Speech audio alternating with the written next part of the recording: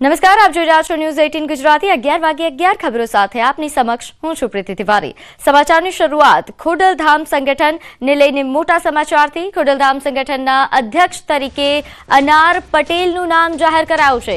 પૂર્વ મુખ્યમંત્રી આનંદીબેન પટેલના પુત્રી છે અનાર પટેલ। ખોડલધામ સંગઠનના અધ્યક્ષ તરીકે અનાર પટેલનું નામ જાહેર કરવામાં આવ્યું। ખોડલધામ ટ્રસ્ટના ચેરમેન નરેશ પટેલ દ્વારા અનાર પટેલના નામની ઘોષણા કરવામાં આવી। હવે ખોડલધામના સંગઠનને લગતા કામકાજ અનાર પટેલ સંભાળશે। નોંધનીય છે કે ખોડલધામ ખાતે યોજાયેલ કન્વીનર મીટ 2026 અંતર્ગત આ જાહેરાત કરવામાં આવી હતી। મને જણાવતા ખૂબ જ આનંદ થાય છે, ગૌરવ થાય છે અને જે નામ આપણી સમક્ષ મૂકું છું એ આખા ગુજરાતના ગૌરવ અપાવશે એમાં મને કોઈ શેષ નથી રહેતો। ત્યારે ખોડલધામના સમગ્ર સંગઠન અધ્યક્ષ તરીકે આજે અનારબેન પટેલની જાહેરાત કરવામાં આવી। તો વધુ વિગત સાથે મારી સાથે સંવાદદાતા અંકિત જોડાઈ ગયા છે। અંકિત, અનારબેન પટેલ કે જેમની જાહેરાત હવે થઈ ચૂકી છે તેમના વિશે જણાવશો અને કેટલી મહત્વપૂર્ણ જવાબદારી?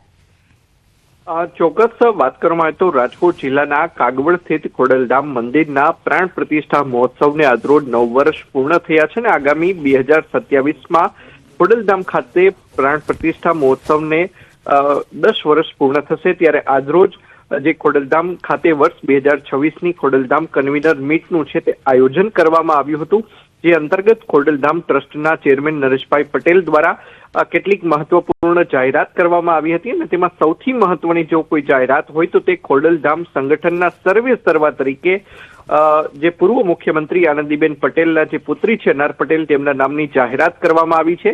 આમ હવે પછીથી ખોડલધામ સંગઠનને લગતી તમામ બાબતોની કામગીરીની જે દેખરેખ છે તે અનાર પટેલ દ્વારા છે તે રાખવામાં આવશે। અગાઉ અનાર પટેલને મહિલા પાંખના અધ્યક્ષ છે તે બનાવવામાં આવ્યા હતા, પરંતુ હવે તેમને પ્રમોશન આપવામાં આવ્યું છે અને તેઓ ખોડલધામના સંગઠનના સર્વે સર્વા એટલે કે ખોડલધામ સંગઠનના અધ્યક્ષ તરીકે છે તે તેમનું નામ છે તે જાહેર કરવામાં આવ્યું છે।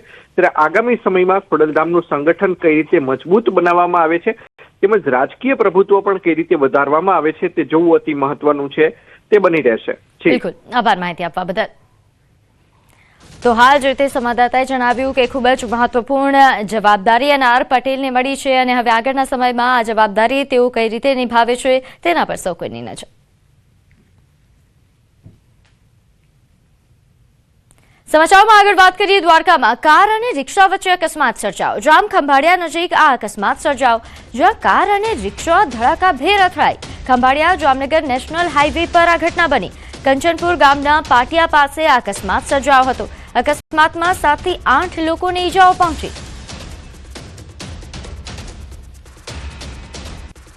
તો દ્વારકાથી આ સમાચાર સામે આવી રહ્યા છે, જ્યાં કાર અને રિક્ષા ધડાકાભેર અથડાઈ હતી, જેના કારણે લોકોને ઈજા પહોંચી। 7 થી 8 લોકો ઘાયલ થયા હતા, જેમને તાત્કાલિક સારવાર અર્થે હોસ્પિટલ ખસેડવામાં આવ્યા છે। હાલ તમામને સારવાર આપવામાં આવી રહી છે। જામ ખંભાળિયા નજીક આ અકસ્માત સર્જાયો હતો, જ્યાં કાર અને રિક્ષા એકબીજા સાથે ધડાકાભેર અથડાઈ હતી। થોડા સમય માટે અહીં અફરાતફરીનો માહોલ પણ સર્જાયો હતો। ખંભાળિયા જામનગર નેશનલ હાઈવે પરની ઘટના।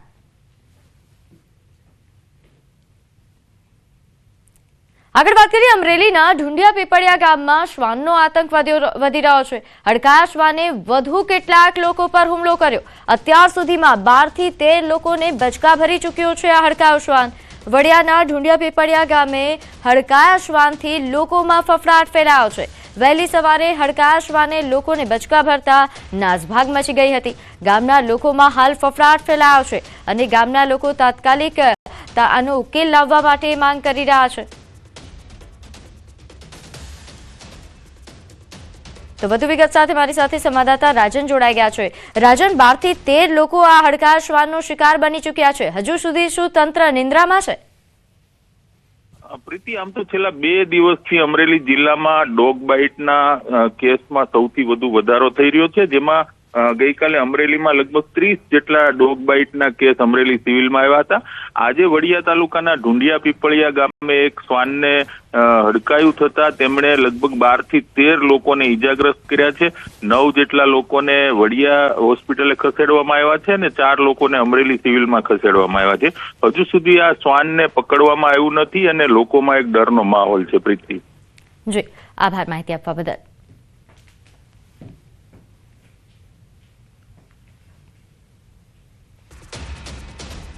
આ ઢુંડિયાપળિયાની અંદર આ કૂતરું જે છે એ હડકાયું થયેલું છે અને એની અંદર 3 જણાને ઈજા કરેલ છે અને ઈજાગ્રસ્તમાં વડિયા સારવાર માટે મોકલેલ છે બધાને.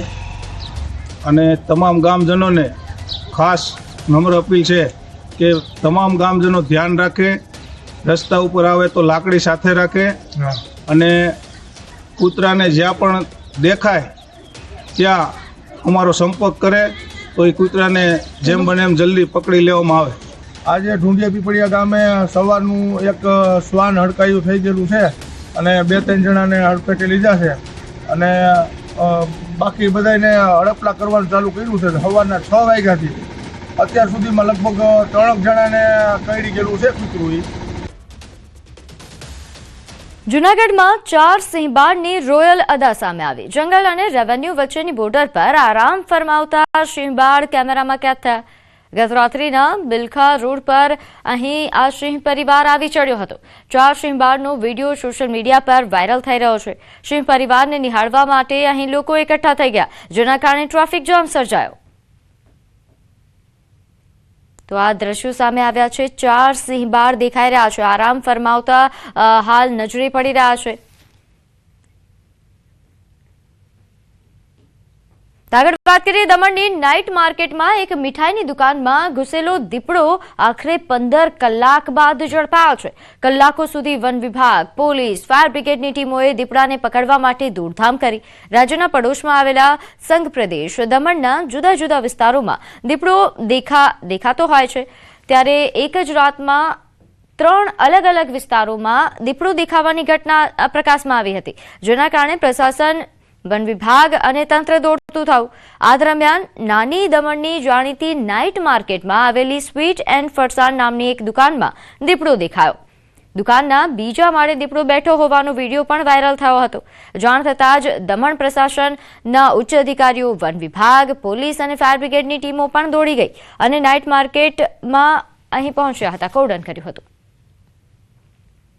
फ्लोर के स्टेयर केसेस में बैठा हुआ था, तो इमीडिएटली हम लोगों ने हमारी तरफ से जो रेस्क्यू के लिए हमारे वेटरनरी डॉक्टर्स हैं, ट्रैंक्विलाइजिंग गन है, हमारी केज है, नेट्स है, ये सब इक्विपमेंट्स हम लोगों ने गैदर करके उसको रेस्क्यू करना शुरू किया. सुबह 11:30 बजे जब हमको इन्फॉर्मेशन मिला, उसके बाद से हम लोगों ने इमीडिएटली उसको रेस्क्यू करने का ट्राई किया. सो दिन भर हम लोग उसको ट्राई करते रहे रेस्क्यू करने के लिए, बट वो काफ़ी अजाइल था, काफ़ी फास्ट मूविंग था और अलग अलग टाइप पे जब हम लोगों ने एंटर करने की कोशिश की तो हम लोगों के ऊपर भी उसका फॉरेस्ट स्टाफ और डिपार्टमेंट के स्टाफ के ऊपर भी अटैक करने की कोशिश किया.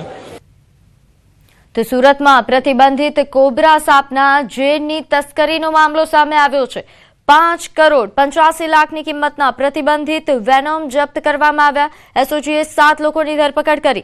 નકલી ગ્રાહક બનીને કરોડોની ઓફર કરતા ટોળકીએ લાલચમાં આવી મીટિંગનું આયોજન કર્યું હતું અને સરથાણા જકાત નાકા પાસેથી ઓફિસમાં મીટિંગ નક્કી થઈ, જ્યાં પટેલ લાઈફ પાર્ટનર મેરેજ બ્યુરોની ઓફિસમાં દરોડા પાડવામાં આવ્યા અને 7 લોકો પકડાયા. રેવપાઠીમાં વેનમનો ઉપયોગ નશો કરવા થતા હોવાનું ખુલ્યું. ઝડપાયેલા આરોપીઓમાં એમ્બ્રોઇડરી વેપારી, નિવૃત્ત અધિકારી, વકીલનો સમાવેશ થાય છે. સમગ્ર મામલે સુરત એસઓજી વધુ તપાસ હાથ ધરી. શ્યામ સોની છે એણે 10 લાખ રૂપિયા જે પ્રશાંત અને મકરંદ બરોડાના છે બંનેને આપેલા અને એમણે લોકોએ પ્લાસ્ટિકના ઇક્વિપમેન્ટ મેન્યુફેક્ચરિંગનો ધંધો કરેલો અને એમાં ખોટ ગયેલી અને વારંવાર ઘનશ્યામમાં ઉઘરાણી કરતો હતો. એ દરમિયાનમાં જ ઘનશ્યામ સોની જ્યારે મુંબઈ ગયેલો અને જ્યારે પરત આવતા એને બરોડા આ લોકોને મળેલો અને એમને આ જે બોટલ છે 6.5 ml જે પકડાઈ છે આપી અને કીધું કે આ જો મોંઘા ભાવમાં તમે ગ્રાહક શોધી આપશો તો તમારું જે દેવું છે એ માફ કરી દઈશ, એમ કરતા એને લાલચમાં લીધે. તો ભારતીય શેર બજારમાં આજે પણ કડાકો નોંધાયો. સેન્સેક્સમાં 700 પોઈન્ટથી વધુનો ઘટાડો, તો બેંક નિફ્ટીમાં 800થી વધુ પોઈન્ટનો ઘટાડો નોંધાયો છે. નિફ્ટી મિડ કેપમાં પણ 1200થી વધુ પોઈન્ટનો કડાકો નોંધાયો. નોંધ્ય છે કે ગત રોજ પણ ભારતીય શેર બજારમાં આ જ પ્રકારે કડાકો નોંધાયો હતો. સેન્સેક્સ 1000 પોઈન્ટથી નીચે ઉતરી ગયું હતું, ત્યારે આજે પણ આ જ પ્રકારે કડાકો નોંધાઈ રહ્યો છે. નિફ્ટી મિડ કેપમાં 1200થી વધુ પોઈન્ટનો કડાકો નોંધાયો. તો ભારતીય શેર બજારમાં જે કડાકાનો સિલસિલો છે તે યથાવત જોવા મળી રહ્યો છે. ગત રોજ બાદ આજે પણ આ જ પ્રકારની પરિસ્થિતિ, જ્યાં ખાસ કરીને જો વાત કરવામાં આવે, સેન્સેક્સ જે 700 પોઈન્ટ તૂટીને નીચે આવ્યો છે, અહીં વધુ ઘટાડો, 700 પોઈન્ટથી પણ વધુ ઘટાડો નોંધાયો. તો બેંક નિફ્ટીમાં કે જ્યાં 800થી વધુ પોઈન્ટનો ઘટાડો નોંધાયો. નિફ્ટી મિડ કેપમાં 1200થી વધુ પોઈન્ટનો કડાકો. તો મારી સાથે આ હાલ જે રીતે કડાકો નોંધાઈ રહ્યો છે શેર માર્કેટમાં, તેને લઈને તેના પાછળના કારણોની જાણકારી આપવા માટે માર્કેટ એક્સપર્ટ વિજય સોદાગર જોડાઈ ગયા છે. વિજયભાઈ, ન્યૂઝ 18 ગુજરાતી પર આપનું સ્વાગત છે. વિજયભાઈ, સૌથી પહેલો સવાલ કે 2 દિવસથી આ રીતે જે ઘટાડો નોંધાઈ રહ્યો છે માર્કેટમાં, જે કડાકો નોંધાઈ રહ્યો છે, કારણો શું? મુખ્યત્વે આજે પણ આપણે જોઈ રહ્યા છે કે નિફ્ટીમાં લગભગ 240 પોઈન્ટ અત્યાર સુધીમાં તૂટી રહ્યું છે, અને જ્યારે સેન્સેક્સમાં આજે પણ 850 પોઈન્ટથી વધારેનો કડાકો નોંધાવવામાં આવ્યો છે. અત્યારે જે હાલની પરિસ્થિતિ, જે ગ્લોબલ પોઝિશન, જેમાં કહેવાય કે મુખ્યત્વે અમેરિકાના રાષ્ટ્રપતિ ડોનાલ્ડ ટ્રમ્પની જે ધમકીઓ છે, જેના કારણે વિશ્વમાં આજે ટોટલ એક રિસ્ક ફેક્ટર આવી ગયું છે કે જીઓપોલિટિકલ આ ઇસ્યુ છે, જેના કારણે હજી શેર માર્કેટ હજી પણ ડાઉન જવાના સંકેતો દેખાઈ રહ્યા છે. જી વિજય, આ ઉપરાંત વિજયભાઈ, જે રીતે આપે જણાવ્યું કે હાલની જે પરિસ્થિતિ છે, કારણો ઘણા બધા જવાબદાર છે, જેના કારણે આ રીતે કડાકો નોંધાઈ રહ્યો છે. રિકવરીના કોઈ અણસાર છે થોડા સમય બાદ? થોડા સમય બાદ આગળ જ 15 દિવસની અંદર બજેટ આવી રહ્યું છે, 10-12 દિવસ પછી બજેટ આવી રહ્યું છે. તો એક આશા રોકાણકાર એવી ચોક્કસ રાખી શકે કે જો બજેટ સારું જશે તો ભારતની અત્યારે વિશ્વમાં એક ભારતની સ્થિતિ એ ખૂબ જ મજબૂત સ્થિતિ છે. અને અત્યારે આપણે જોઈ રહ્યા છે કે અત્યારે ડાવોસમાં જે વર્લ્ડ ઇકોનોમિક ફોરમ પણ ચાલી રહી છે, તેમાં પણ ભારતનું મહત્વ ખૂબ ઊંચું આંકવામાં આવ્યું છે. તો બજેટની આશા એક આપણે રાખી શકીએ કે સારા બજેટ અને આ વર્લ્ડ ઇકોનોમિક ફોરમમાં જે સારા ડિસિઝનો લેવાય તો તેના કારણે ભારતના રોકાણકારોને ચોક્કસ નજીકના ભવિષ્યમાં ફાયદો થઈ શકે. પરંતુ હાલના આ જે ટ્રમ્પના જે એનું એક્સપાન્શન કરવાના જે મૂડમાં છે, ગ્રીનલેન્ડ, વેનેઝુલા અને કેનેડા ને એ પ્રમાણેના જે સંકેતો આપી રહ્યા છે, તેના કારણે માર્કેટમાં ભય વ્યાપી રહ્યો છે. કારણ કે તેના કારણે એક વૈશ્વિક યુદ્ધ તરફ, એક વર્લ્ડ વોર તરફ દુનિયા આગળ વધી રહી હોય તેવું દુનિયાના રોકાણકારો અત્યારે હાલમાં માની રહ્યા છે, જેથી કારણે આ માર્કેટ વધારેમાં વધારે અત્યારે નીચું જઈ રહ્યું છે. બિલકુલ, આભાર અમારી સાથે જોડાવા બદલ. તો બીજી તરફ સોનાના ભાવ ઓલ ટાઈમ હાઈ પર. સોના ચાંદીના ભાવમાં ભડકો થયો છે. 1 તોલા સોનાનો ભાવ હવે 1.60 લાખને પાર પહોંચ્યો. 1 કિલો ચાંદીનો ભાવ 3 લાખ પર 3,30,000 પહોંચ્યો છે. વૈશ્વિક બજારોની સૌથી મોટી અસર સોના ચાંદી પર જોવા મળી રહી છે. સોનું અત્યાર સુધી હાઈએસ્ટ સપાટી પર છે, 1.60 લાખને પાર કરી ચૂક્યું છે. ત્યારે હાલ જે સોના ચાંદીમાં તેજી નોંધાઈ છે તેને લઈને બજાર પર કેવી અસર, વધુ વિગત સાથે મારી સાથે સંવાદદાતા દીપિકા લાઈવ જોડાઈ ગયા છે. દીપિકા, સોના ચાંદીના ભાવમાં જે રીતે તેજી નોંધાઈ રહી છે, 1.5 લાખ બાદ હવે 1.60 લાખને પાર પહોંચી ગયું છે સોનું, કેવા પ્રકારની પરિસ્થિતિ બજારમાં?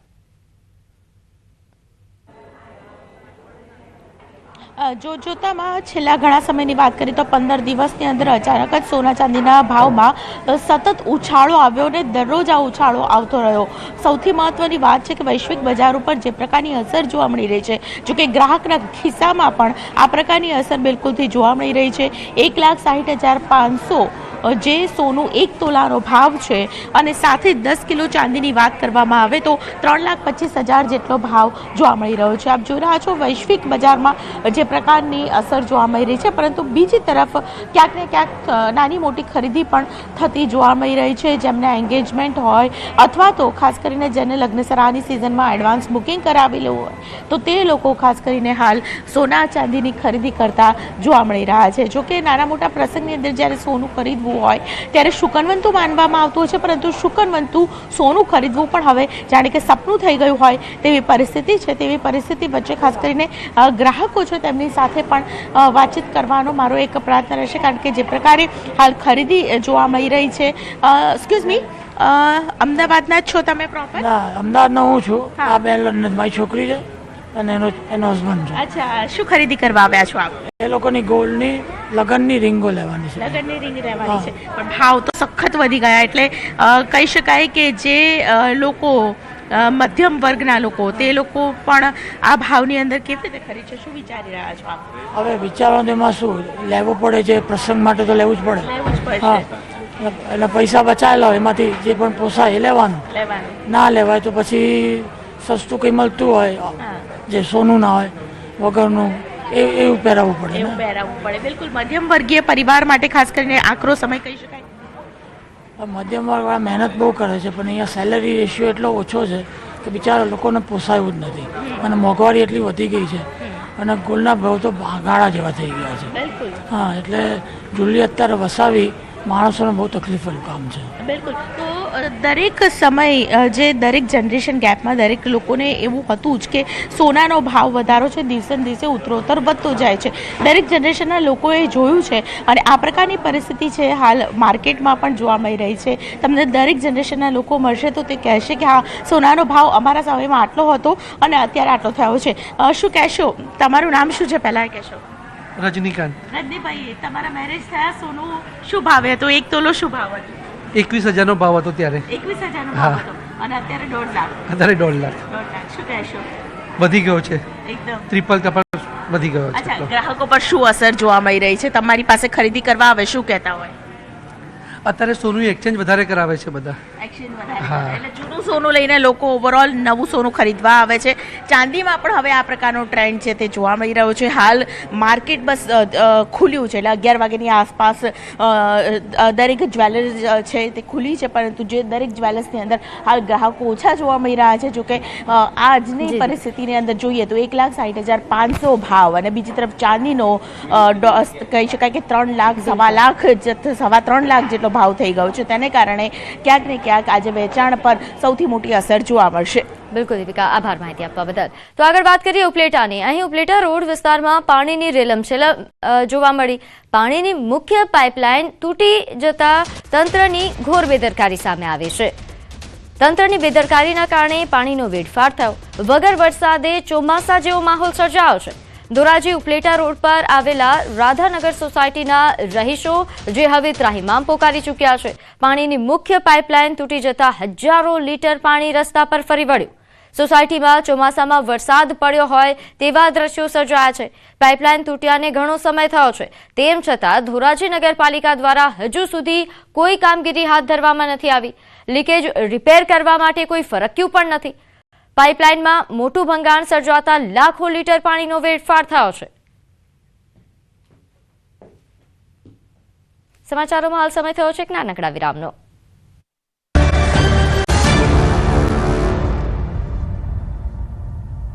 વિરામ બાદ આપનું સ્વાગત છે. આગળ વાત કરીએ, શું તમે ક્યારેય બરફની સુનામી જોઈ છે? રશિયામાં આવી આફત 146 વર્ષ પછી આવી છે. રશિયામાં હાલના બરફ વર્ષાની ભયાનક તસવીરો જોઈને તમે દંગ રહી જશો. પરિસ્થિતિ એવી છે કે બરફના આખા પહાડો બની ગયા છે, અને લોકો તેમના દરવાજામાંથી બહાર નીકળવાના બદલે બરફમાંથી સરકી રહ્યા છે. રશિયાએ છેલ્લા 146 વર્ષોમાં બરફની સુનામી જેવા સૌથી ખતરનાક દ્રશ્યો જોયા. રશિયામાં રેકોર્ડ બ્રેક હિમવર્ષાએ દેશના ઘણા ભાગોમાં જનજીવનને સંપૂર્ણપણે ખોરવી નાખ્યું છે. પૂર્વીય રશિયાના કામચાટકા દ્વીપકલ્પથી લઈને અન્ય ઘણા પ્રદેશો સુધી પરિસ્થિતિ એટલી ભયાનક બની ગઈ છે કે આખા શહેરો અને ઊંચી રહેણાંક ઇમારતો બરફના જાડા સ્તરો હેઠળ દટાઈ ગઈ છે. આખા શહેરો બરફમાં દટાયેલા દેખાઈ રહ્યા છે. ઇમારતોના ઉપરના માળ સુધી બરફ જમા થઈ ગયો છે, અને લોકોની કાર અને રસ્તાઓ બરફ હેઠળ ગાયબ થઈ ગયા છે. ઘણા શહેરોમાં જાહેર પરિવહન સેવાઓ સ્થગિત કરવામાં આવી છે, તો શાળા, સરકારી કચેરીઓ અને વ્યાવસાયિક પ્રવૃત્તિઓ પણ ઠપ થઈ ગઈ છે.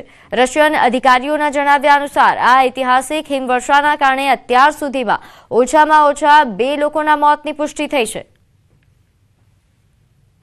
તો આ દ્રશ્યો આપ જુઓ, આ રશિયાથી દ્રશ્યો સામે આવ્યા છે, જ્યાં જાણે બરફની સુનામી આવી હોય તે પ્રકારના દ્રશ્યો છે। શહેર બરફથી હાલ ઢંકાઈ ગયું હોય તે પ્રકારની પરિસ્થિતિ, લોકોના બે માળ સુધી બરફ જમા થઈ ગયો છે, જેના કારણે ઘણા લોકો દરવાજાથી નીકળવાની જગ્યાએ બરફથી સરકીને બહાર નીકળી રહ્યા છે ઘરેથી, તેવા વિડીયોઝ વાયરલ થઈ રહ્યા છે। આ ઉપરાંત અહીં તમામ રોડ રસ્તા એ બરફથી ઢંકાઈ ગયા છે, જેના કારણે વાહન વ્યવહાર પણ ઠપ થઈ ગયો છે।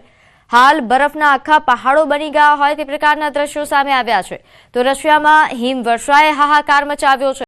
13 ફૂટ હિમવર્ષા થતા કેટલાક શહેરો એ બરફ નીચે દંટાઈ ગયા છે। સ્થિતિ એટલી હદે વિકટ બની ગઈ છે કે ચોથા માળ સુધી મકાનો બરફમાં ઢંકાયેલા છે। રશિયાના સુદૂર પૂર્વ વિસ્તારમાં શિયાળો છેલ્લા 30 વર્ષમાં સૌથી ભયાનક સાબિત થઈ રહ્યો છે। અહીં પરિસ્થિતિ એટલી ગંભીર છે કે સમગ્ર વિસ્તાર 13 ફૂટ સુધી બરફની ચાદરથી ઢંકાયેલો છે। ભારે હિમવર્ષા અને તીવ્ર ઠંડા પવનોના કારણે તાપમાન -21 ડિગ્રી સેલ્સિયસ સુધી ગગડી ગયું છે, જેના કારણે જનજીવન ખોરવાયું છે। તો આગળ વાત કરીએ, રાજકોટના પારેવડા ગામમાં 5 વર્ષીય બાળકની હત્યાથી ચકચાર મચી છે। માડલા પોલીસ સ્ટેશન વિસ્તારમાં 5 વર્ષીય બાળક ઉમેશ વાડાની તેના પિતાએ જ હત્યા કર્યા હોવાનો આક્ષેપ છે। પિતા વિજય વાડાએ પોતાના જ બાળકને મોતને ઘાટ ઉતાર્યો। મૃતકના પરિવારજનોએ આક્ષેપ કર્યો છે કે આરોપી વિજય વાડા અવારનવાર પત્ની તથા પરિવાર સાથે માથાકૂટ કરતો હતો અને 2 દિવસ અગાઉ દીકરાને જાનથી મારી નાખવાની ધમકી પણ આપી હતી। ઘટનાના પગલે ભાડલા પોલીસ દ્વારા મૃતક બાળકના મૃતદેહને ફોરેન્સિક પોસ્ટમોર્ટમ અર્થે રાજકોટ ખસેડવામાં આવ્યો છે। રાજકોટ ગ્રામ્યના ભાડલા પોલીસ દ્વારા ફરિયાદ લેવા સહિતની તજવીજ હાથ ધરાઈ। તો ભાડલા પોલીસે હાલ તપાસ શરૂ કરી છે, પરંતુ આ જે પ્રાથમિક આક્ષેપ થઈ રહ્યા છે ખૂબ જ ગંભીર છે, કારણ કે પિતાએ જ પોતાના પુત્રની હત્યા કર્યા હોવાનો આક્ષેપ છે।